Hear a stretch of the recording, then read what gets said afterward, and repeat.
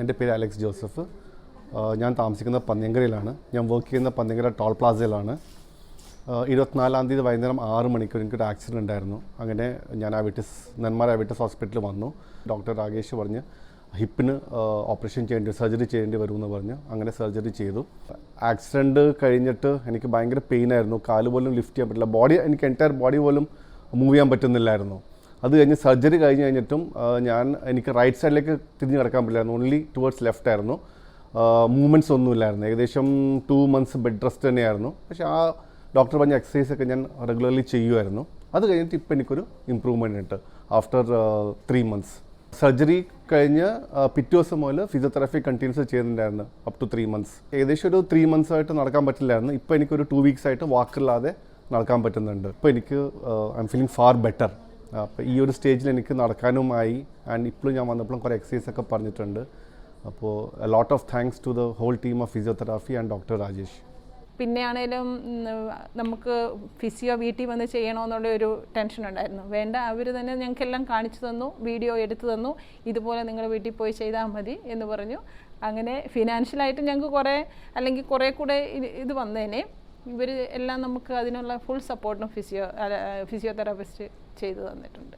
ആദ്യം നമ്മൾ സ്റ്റാർട്ടിങ്ങിൽ ഇവിടെ വരുമ്പോൾ ഭയങ്കര ഒരു പേടിയുണ്ടായിരുന്നു ഞങ്ങൾക്ക്. എന്താകും, എങ്ങനെയാകും, നടക്കാൻ പറ്റുമോ? പക്ഷേ ഡോക്ടർ അങ്ങനെ പറഞ്ഞില്ല. പക്ഷേ നമുക്ക് കാണാം, ഡോക്ടർ 100% തരുമെന്ന് പറഞ്ഞു. അതിലിപ്പോൾ ഞങ്ങൾക്ക് പൂർണ്ണമായിട്ടും വിശ്വാസമുണ്ട്. ഹായ്, ഞാൻ doctor Rakesh Chandran, consultant orthopaedic and sports surgeon, Avitus hospital. Alex Joseph നമ്മളെ ഹോസ്പിറ്റലിൽ അറൗണ്ട് ജനുവരി ആയിരുന്നു വന്നത്. എമർജൻസി ഡിപ്പാർട്ട്മെൻറ്റിൽ റോഡ് ട്രാഫിക് ആക്സിഡൻ്റ് ആയിട്ടായിരുന്നു വന്നത്.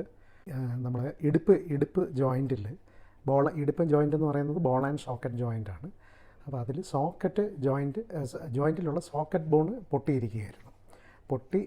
ഹിപ്പ് ജോയിൻറ്റ് വെളിയിലേക്ക് വന്നിരിക്കുകയായിരുന്നു. Which is not very common actually. ഇതിന് പറയുന്ന അസറ്റാബുലം ഫ്രാക്ചർ എന്നാണ്. അസറ്റാബുലം ഫ്രാക്ചർ അല്ലെങ്കിൽ ഡാഷ്ബോർഡ്, യൂഷ്വലി ഇതിന് വേറൊരു പേര് പറയുന്ന dashboard injuries. Not very common.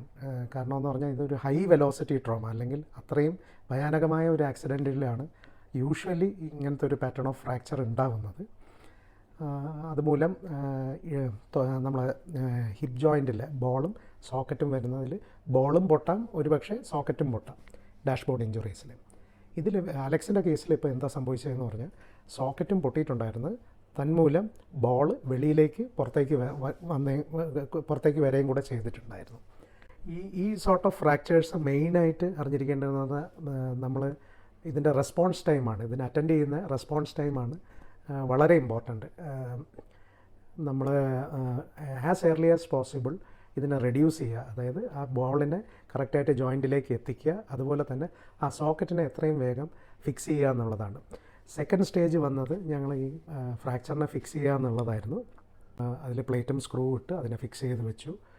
And immediately post surgery നമ്മൾ റീഹാബിലിറ്റേഷൻ സ്റ്റാർട്ട് ചെയ്തു. റീഹാബിലിറ്റേഷൻ എന്ന് ഉദ്ദേശിക്കുന്നത് ഫിസിയോതെറാപ്പി ഇനിഷ്യേറ്റ് ചെയ്തായിരുന്നു. അവർ physio team was very responsive. നല്ല രീതിയിൽ മൂവ്മെൻറ്റ്സ് കാര്യങ്ങളെല്ലാം തിരിച്ച് കൊണ്ടുവരാൻ പറ്റി. അദ്ദേഹത്തിൻ്റെ കാല് കുത്തി നടക്കാൻ തുടങ്ങുന്നത് നമ്മൾ സീരിയൽ എക്സ്റേസ് എടുക്കും പല തവണകളായിട്ട്. 3 ആഴ്ച, 6 ആഴ്ച, 8 ആഴ്ച, അങ്ങനെ പല തവണകളായിട്ട് എക്സ്റേ എടുത്ത് നോക്കിയിട്ടാണ് നമ്മൾ തീരുമാനിക്കുന്നത് നടക്കുന്നത്. ഐഡിയലി ഒരു 2 to 3 months ആകുമ്പോഴാണ് ഒരു പകുതി വെയിറ്റ് കൊടുത്ത് നടത്തിക്കാൻ തുടങ്ങുന്നത്. ഇങ്ങനത്തെ സോർട്ട് ഓഫ് ഫ്രാക്ചേഴ്സ് അല്ലെങ്കിൽ അസറ്റാബുലം ഫ്രാക്ചർ ഐഡിയലി നമ്മളൊരു 2 to 3 months എങ്കിലും എടുക്കും. So after 3 months he started partial weight bearing, പകുതി വെയിറ്റോടുകൂടി നടക്കാൻ തുടങ്ങിയായിരുന്നു. പിന്നീട് ഇപ്പം ഓൾമോസ്റ്റ് 4 months കഴിഞ്ഞു, അദ്ദേഹം ഫുൾ വെയ്റ്റ് ബെയറിങ്ങിൽ നടക്കാൻ തുടങ്ങി. He is very happy and I would wish mister Alex Joseph good luck for his future.